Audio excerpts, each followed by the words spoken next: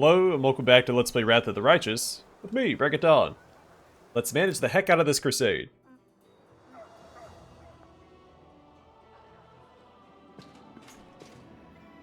I'm gone.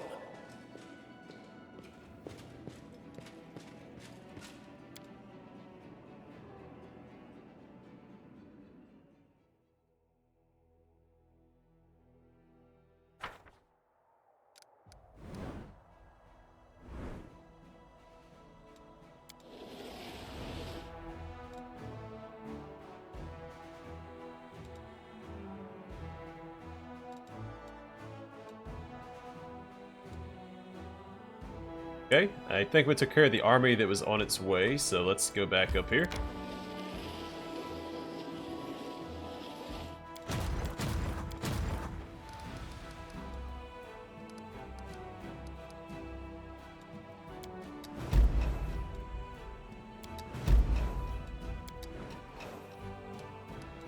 Alright, here comes another one. Which is fine, it breaks up the monotony of managing the crusade.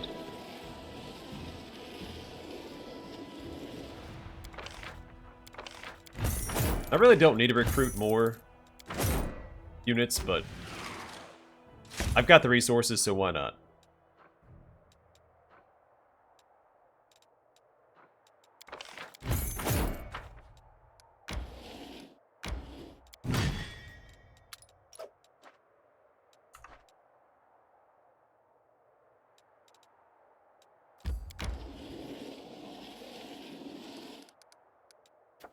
Vagrants. A crowd of the destitute, the sick, and the feeble-minded has arrived in Dresden, and they're asking to be admitted.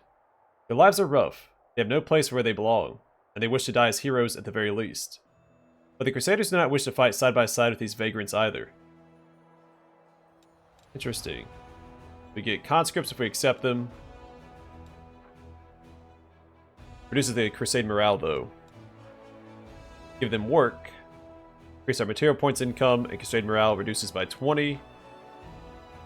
We just send them to Mendev and not worry about it. Bless them, we'll get 40 champions. And setting up a hospital will increase Crusade morale by 5, material points income increases by 1. Yeah, let's go ahead and bless them. So 40 champions are recruited at the champion's headquarters. Sorry, the commander's headquarters. I've had champions up here too. The divine light shed by the commander enveloped the bodies of the wretched folk, curing them of diseases and giving them strength. Filled with faith, the group, seemingly reborn, joined the Holy Army.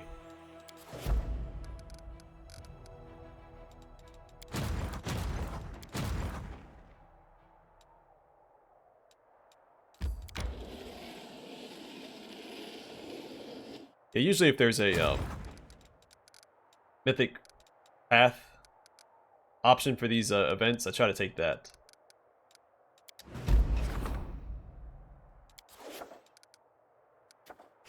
Alright, chanting the wicked dope. Druids have arrived in Dresden to perform magical rituals over Saluma's relic. Whereas some want to purify it, others revere the fallen druid and wish to honor him. So we can banish the dope, that will give us indomitable life. This is a +2 quarterstaff. Whenever you don't have full HP, anytime you cast a spell on an ally, you gain fast healing 5 for 1d3 rounds. That's not very good because we have fast healing basically anywhere on the world map. As long as we're in range of the Sword of Valor. It could be useful in the next act, without spoiling anything. And Distill the Dope. This is a +3 quarterstaff. Whenever you cast the same spell 3 times in a row, your next spell becomes empowered as though using the Empower spell feat, and Maximize as though using the Maximize spell feat. That's not too bad, especially for like an evocation caster. Some practitioners of the Green Faith are convinced that the Plague Druid Saluma was right in his delirious epiphanies. With the permission of the commander, they pronounce their prayers over his relic to impregnate it with their strength and faith. Oh. Roleplay wise, I should have taken Indomitable Life.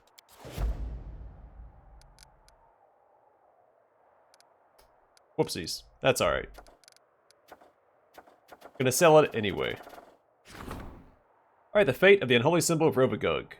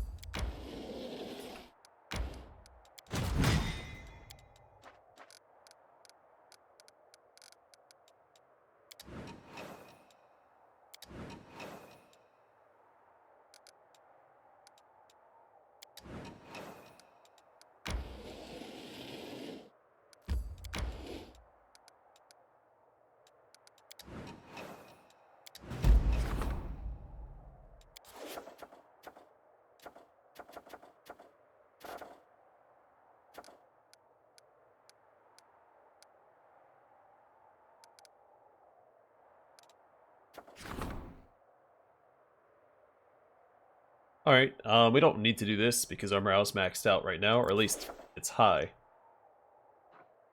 No, it's maxed out.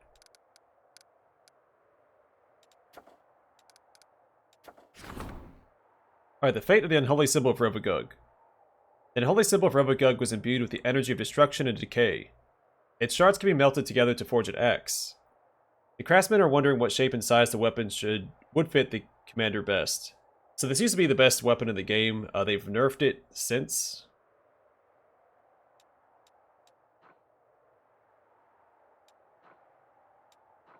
They made it so that the increased crit range doesn't stack with other crit range effects now.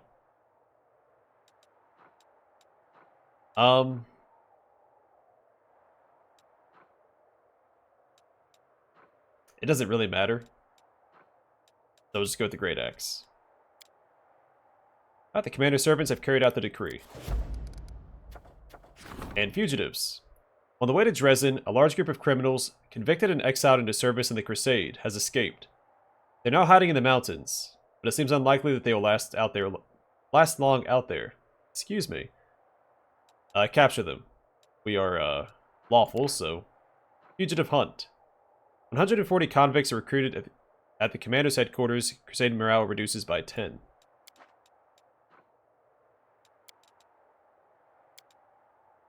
The scouts will find the fugitives, arrest them, and escort them to Dresden. They will not escape their fate.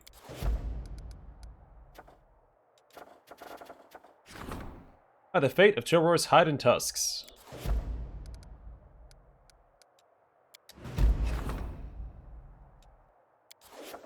Another military draft. Huzzah.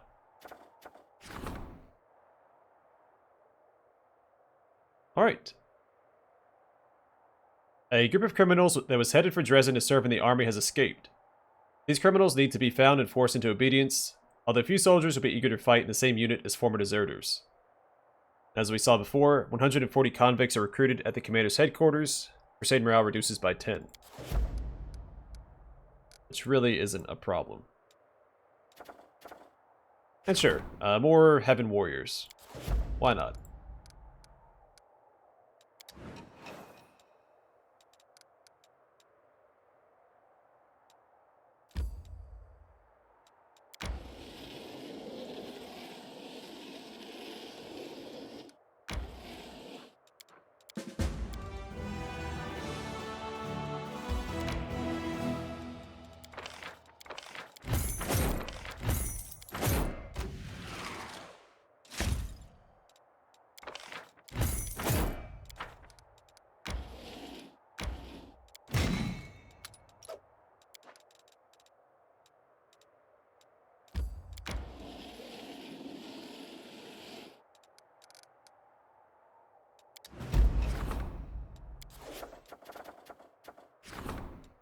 We'll just keep popping these because we can, not because I need to. Oh, whoops. Gotta grab that guy real quick.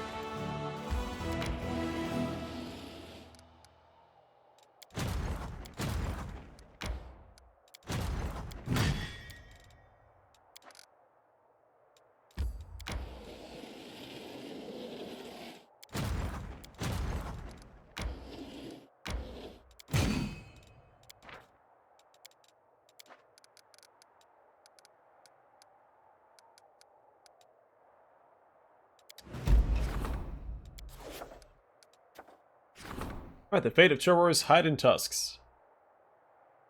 Chillroar's tusks are still strong and sharp, and its scales are tough and resilient.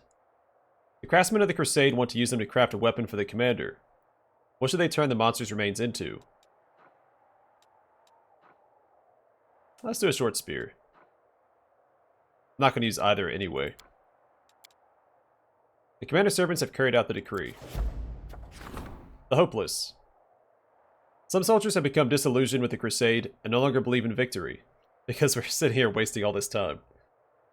These poor people are only at fault for losing hope, but their words are hurting morale. Recently, a group of recruits that had just arrived in Dresden attempted to desert after listening to the defeatists. So we could banish them, Increases Crusade morale by 30. Recruitment growth for trainable units reduces by 15%. Order the soldiers to press on. We get leadership experience points, which we do need. Reveal the light of hope. Summons an enemy army. Defeating it adds 2,500 leadership experience points and increases Crusade morale by 30. I can't read today. Send them home without any punishment. We'll get 2,500 leadership experience points. Crusade morale increases by 30. Recruitment growth for trainable units reduces by 15%. So I think this is probably the optimal choice, but this is the best roleplay choice. To reveal the light of hope to the defeatists. The commander will prove to the doubtful that victory is possible. The scouts have found a large band of demons in the Worldwound Waste that seems like a dangerous foe. Dealing them a crushing defeat will inspire the troops. Yeah, that seems like a good idea. Let's put them in danger to inspire them.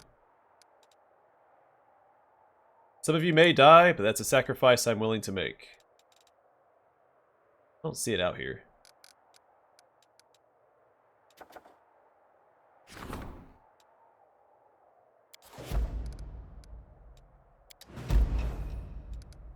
Oh, maybe it's that one.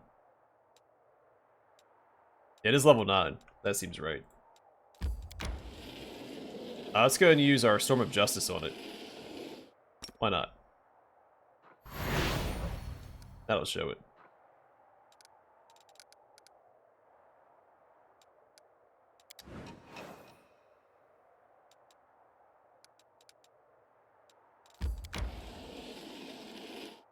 Just to mix it up.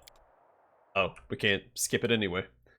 I was gonna fight it out regardless.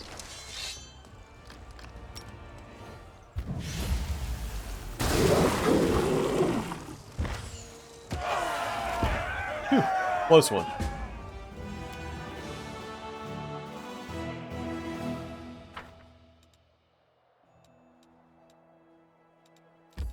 By the skin of our teeth, right?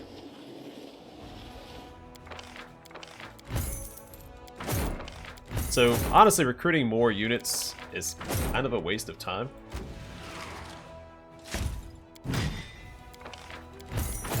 That's alright. We're gonna do it because we can. And nobody can stop me.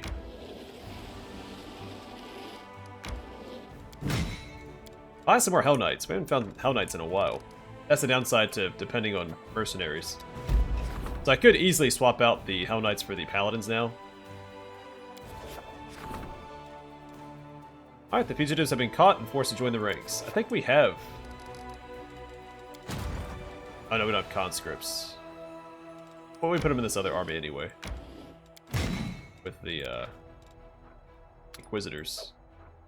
And conscripts. Wait, no, convicts, not conscripts. Either way. Sure. How are we looking here? Alright, we're getting there. Oh, Spaghetti-O. Let's go take care of that.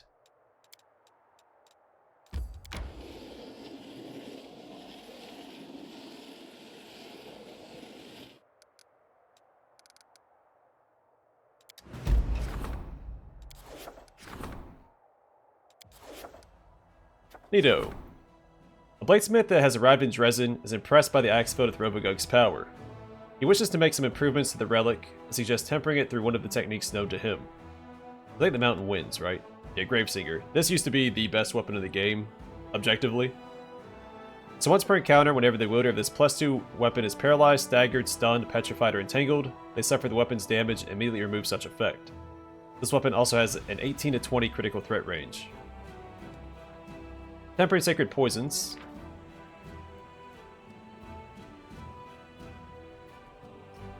We don't need to read this. This is the same description as the original relic had. While you're wielding this +2 corrosive burst weapon, you have a +3 bonus to attack rolls when performing an attack of opportunity. Your critical threat range is doubled. If you successfully land an attack of opportunity, the enemy must pass a Fortitude saving throw DC 17, or become paralyzed for 1 round.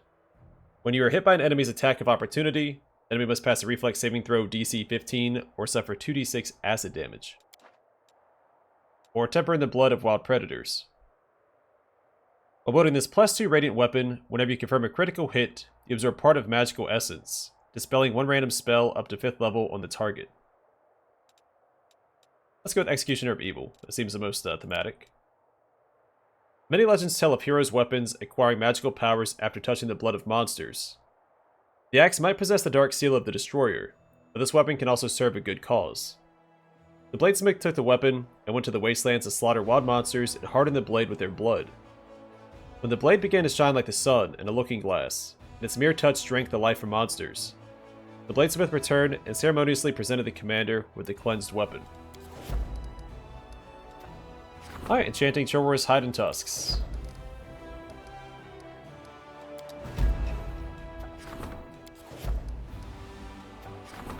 Pupils of Nethys. A group of acolytes of Nethys has arrived in Dresden to help the Crusaders. All of them are powerful mages, but there is a catch. The eldest of them is only 16 years old. Can children be sent to war? They recruit them as squires. That might be a Sela option. We get Sorcerer Squire. Feat.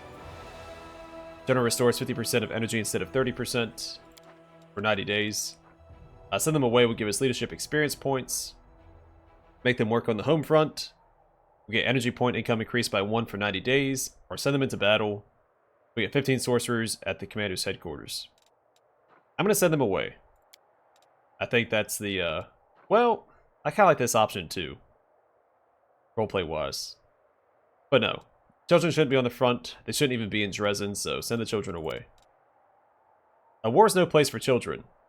The officers were grateful for the commander's decision. They could not imagine themselves ordering such young fighters around.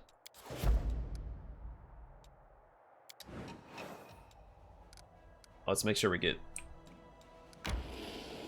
care of this.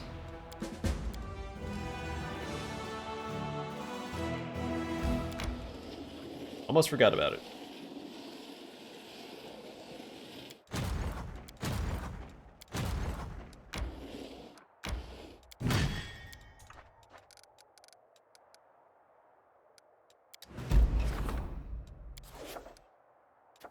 Alright, Bastion of Fortress expansion. Let's go ahead and issue that decree.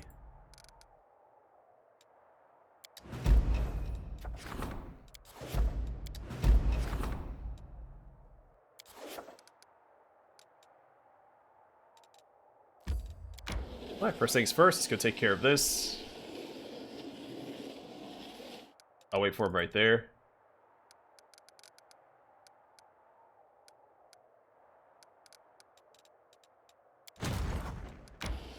And clean up our armies real quick.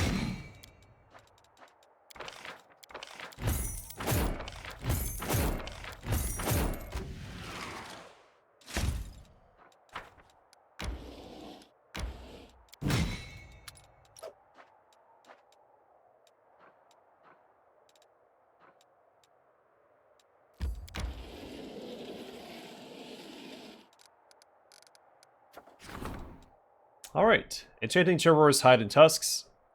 The clerics can sense the traces of Chillroar's former might in its remains. They could awaken one of the aspects of its power by offering a prayer over the relic. So awaken Chillroar's icy blood. This +2 short spear absorbs water from the target on each hit. On every 5th hit, it automatically casts a cold ice strike spell in the direction of the enemy as a 12th level wizard. That's pretty cool, actually. Yeah, that's pretty cool. Awaken Chillroar's voice. Whenever the wielder of this +2 speed short spear uses the cleave or vital strike feat, the next attack against the affected creature deals additional 3d6 sonic damage. That's pretty good too. I don't think there's any enemies that are resistant to sonic damage in the game.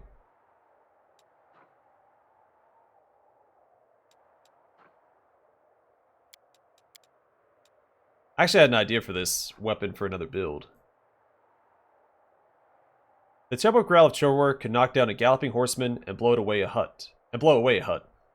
A priest awakened by the tumultuous spirit of the ancient Gaurau, giving magical properties to its remains.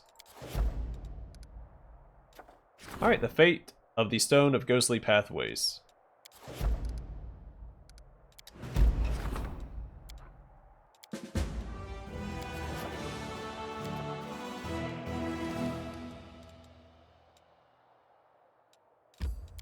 Alright, go get him, Setsuna.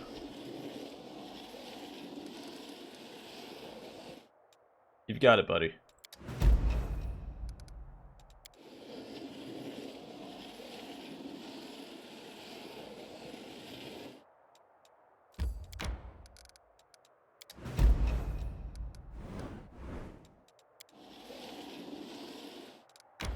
Sneak attack.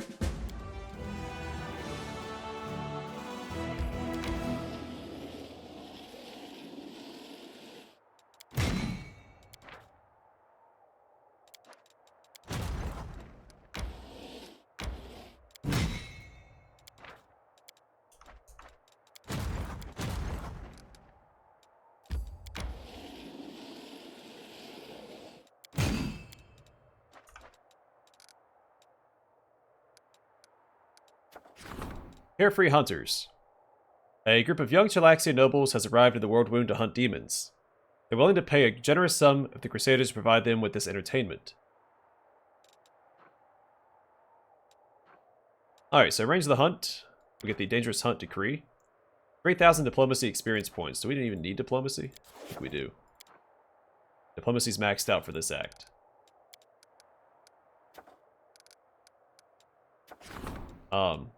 Let them get killed and take their belongings. We'll get finance points. Turn them down, no consequences, and convince them to become Crusaders. I think we'll probably do that. I think that's a good roleplay choice. Asila took on the task of welcoming the young Chelaxians. By showing them the soldiers' daily life, describing the Crusaders' glorious feats, and treating them to a rowdy night in the tavern, she convinced the nobles to join the crusade right away. Sure. We'll get more of these guys.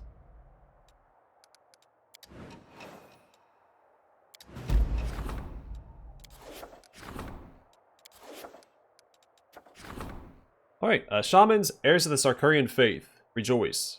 The ancient relic has been torn from the claws of demons. They're ready to place it on the commander's gear to help take revenge for their lost homeland. Now to choose the item the stone will adorn. Let's do a ring. I don't know. I never take a Sai anyway. A circlet. I don't know what the circlets do. But we're gonna go with the ring anyway. The shamans have carried out their task. Alright, the fate of the voracious jumble.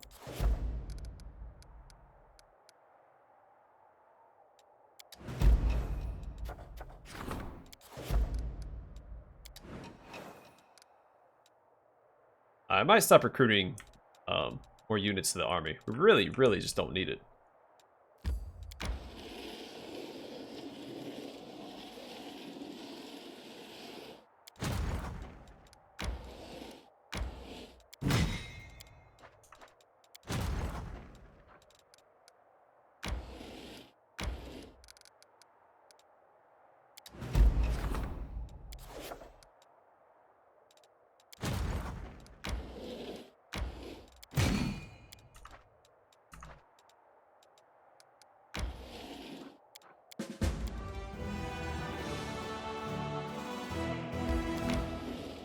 Alright, back up north.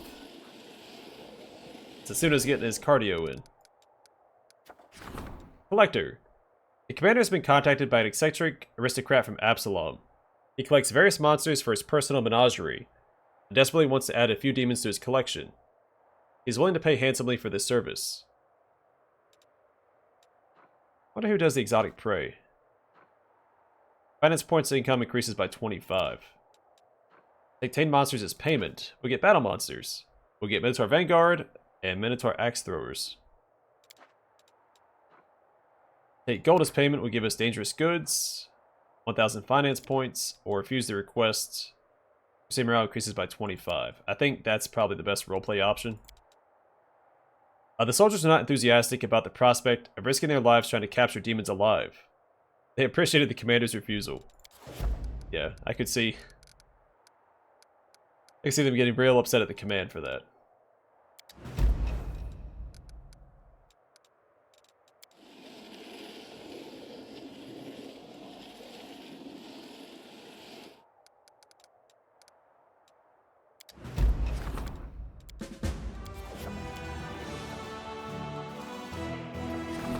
Alright, the fate of the voracious jumble.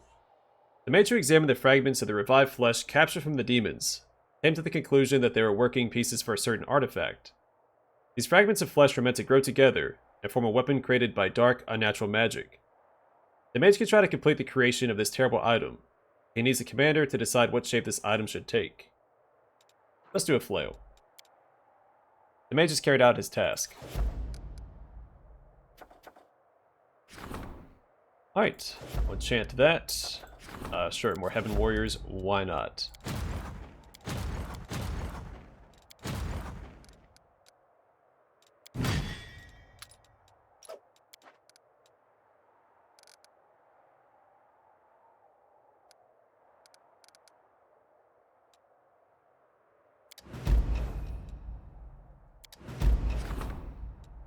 Alright, so we can upgrade a bastion to a fortress. Wait, is that what it said? Alright, so probably this one. This one I think is the furthest away from Dresden.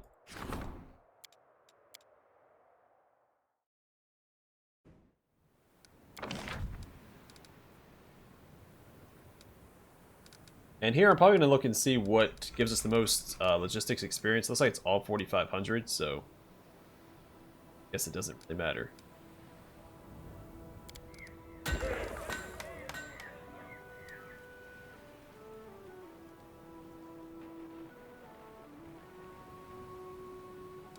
We've read this round before, the Scouts Headquarters. The Scouts Headquarters is the meeting place of attentive and cautious scouts, masters of covert surveillance. Stepping softly, they venture close to the enemy's positions and learn valuable information. Scouts Headquarters provide all allied units within the fort's area of control a +1 bonus to speed, a +10 bonus to combat morale, and a +4 bonus to initiative. The effects of multiple Scouts Headquarters do not stack.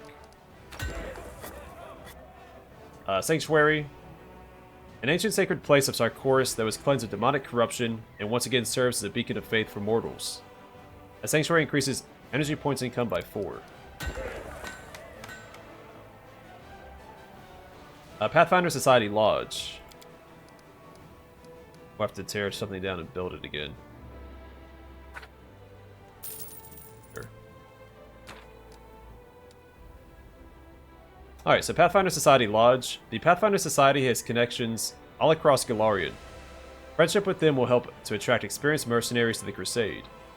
A Pathfinder Society Lodge provides a +1 bonus to attack, armor class, and saving throws for all mercenary units.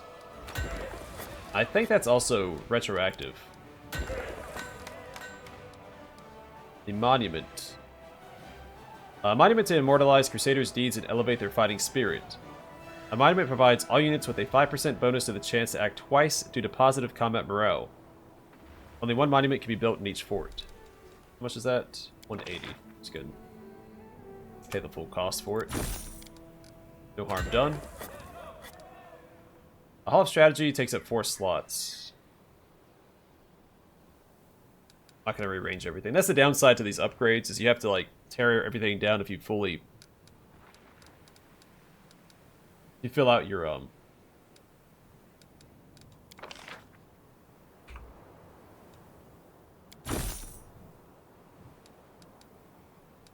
bastion or outpost, whatever it is. Once you start getting to 4 slot or 4 tile buildings, I mean, you don't have space for it if you fill it out before, because you just get these outer tiles.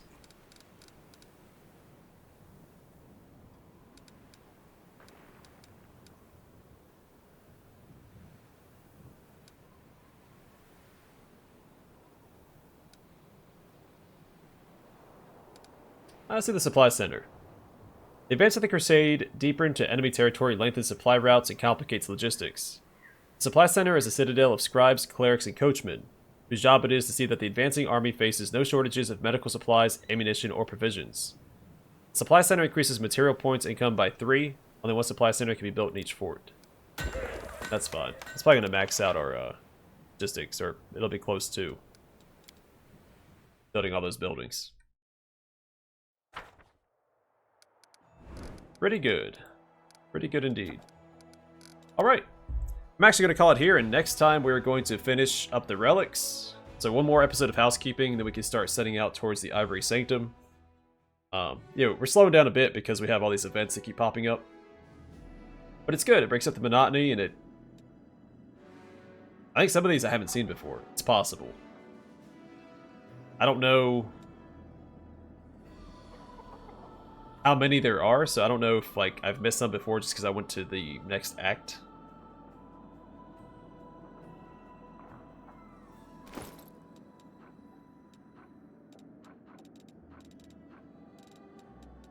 What does this look like? It's pretty cool. Alright.